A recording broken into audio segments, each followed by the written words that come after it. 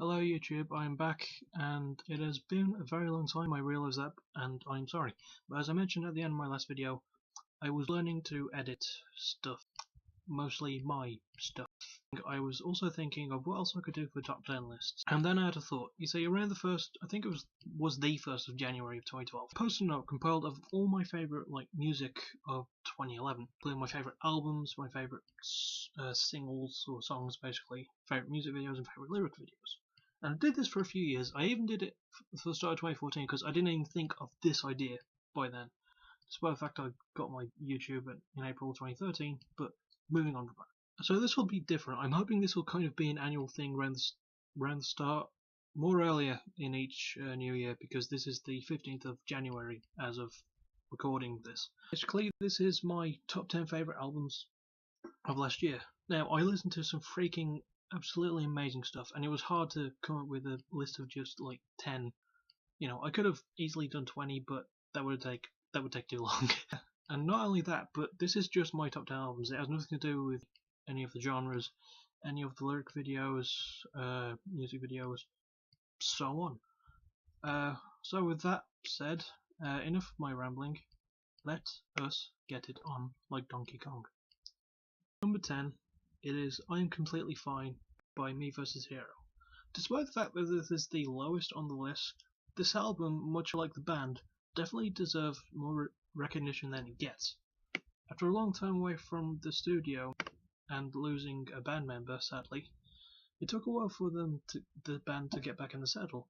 But when they did, they absolutely went for the gold, and in my opinion, they freaking nailed it. One of those rare albums by a band such as this that perfectly blends the genres of pop punk and hardcore and smooshes them together. It still somehow manages to bring out the best of both worlds. It's clear to see that the band fought very hard to get this album done and dusted, despite the fact it took quite a long time. The result is probably the best work to date, and I think that if they keep going the way they do, they're sure to make themselves more well known. Next up is Transmissions by Starset. Despite the fact that this is just their debut album, Starset went for the grandiose from the very beginning, which in my opinion is amazing.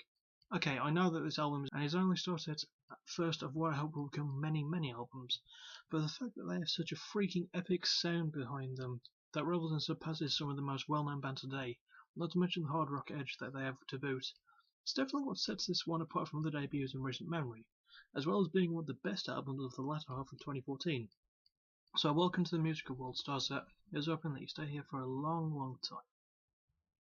Next up is Witness by Fact.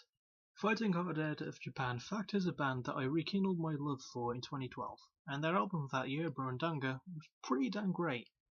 But with Witness, they've introduced a side that I've never seen before them, and it's a side I am rather enjoying, with what is possibly their best and heaviest work yet. It's the first to feature their third guitarist and sixth member, Adam Graham, who hails from England, whereas the rest of the band comes from Japan. And just like everyone else in the band that came before him, Adam's voice fits in really well with all the others, because they all like to do the same parts and so on. But it's not just one bloke who's changed things up, in fact. It's the fact that the band have made all the right choices to this album, which results in it probably being their best, as well as an assuring reminder that I won't have to worry about having to rekindle anything for them again.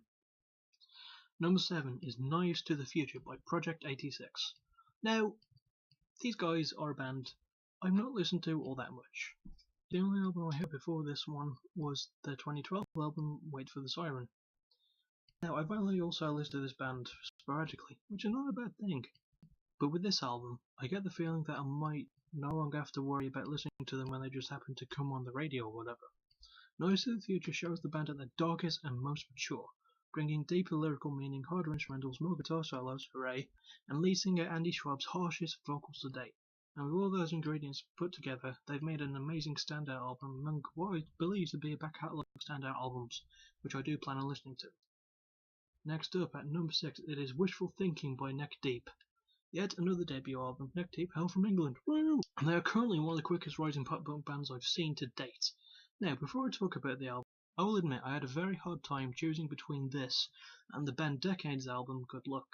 Funnily enough, Decade are also an English pop punk band who are also pretty damn good. But Neck Deep just narrowly won out, and for good reason. When 2013 ended, I was a bit disappointed with the genre of pop punk and how it seemed to be going. Sure, there were some good albums that year, and one of them was good enough to be my favourite album of that year, as well as being probably my favourite of all time, but it just felt like the genre was getting a bit lazy. So it was up to Neck Deep to leave a good impression on me, which is exactly what they did with not just one of the best debuts I've ever heard, but probably one of the best pop punk albums I've ever heard as well. So, like who starts out, welcome to the musical world. Next up, New Found Glory with Resurrection. New Found Glory. What would I do without you? With a career that's been spanning for over 15 years now and 8 albums under the belt, in this one it was getting hard to see if the godfathers of punk could pull out anything new. Well, with Resurrection, they proved to a lot of people that they could still keep the hits coming time and time again. Despite the fact that their rhythm guitarist and main lyricist Steve Klein left the band in 2013, and despite the fact that they had a label change from Epitaph Records to Hopeless Records during the Hopeless family, New Found Glory proved that they could still hang up there with the best of them, with what is some of their heaviest stuff to date, as well as being their catchiest and hookiest.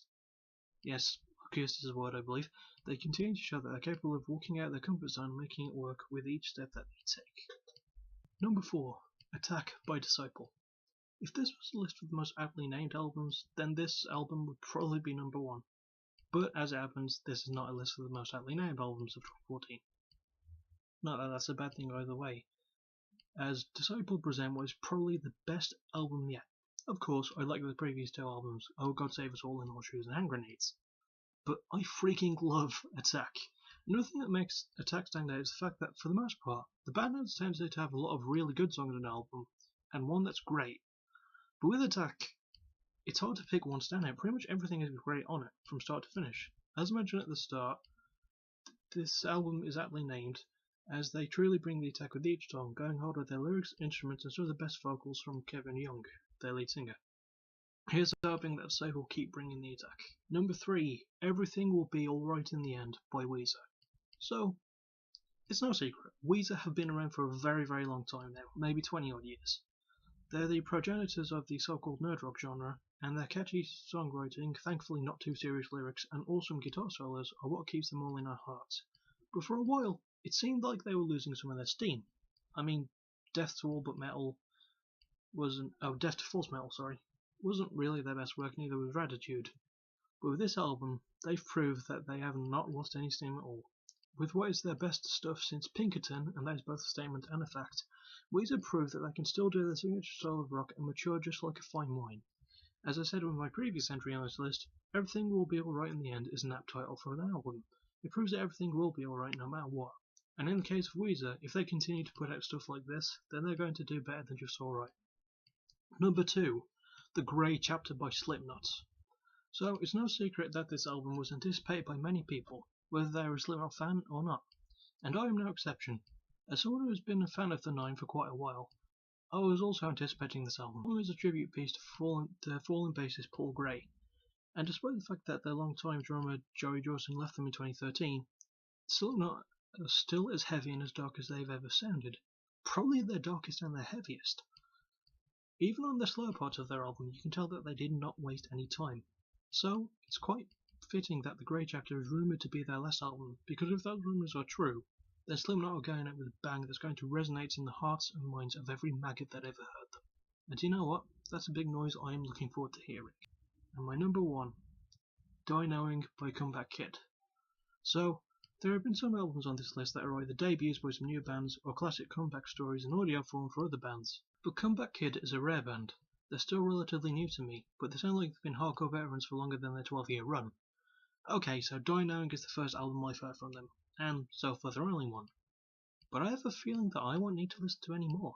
Die Knowing is also the third album with their newer vocalist, I guess you could say, Andrew Goose Neufeld.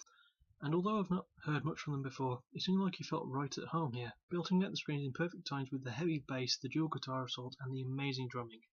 Every song in this album seems like it will get every kid in a live show involved in a freaking mosh pit. With catchy gang vocals aplenty, surprisingly well thought out lyrics, and so many elements new to the hardcore genre that blend effortlessly together, I can safely die knowing that, without a doubt, Comeback Kid is going to be around for a long time, and I hope they stay. Anyway, those were my favourite albums of 2014. If you have any suggestions for a top 10 list you want to see me do, then leave them in the comments. If you have any questions, I'll probably answer them in a future Q&A video. I'll see you next time. Take care.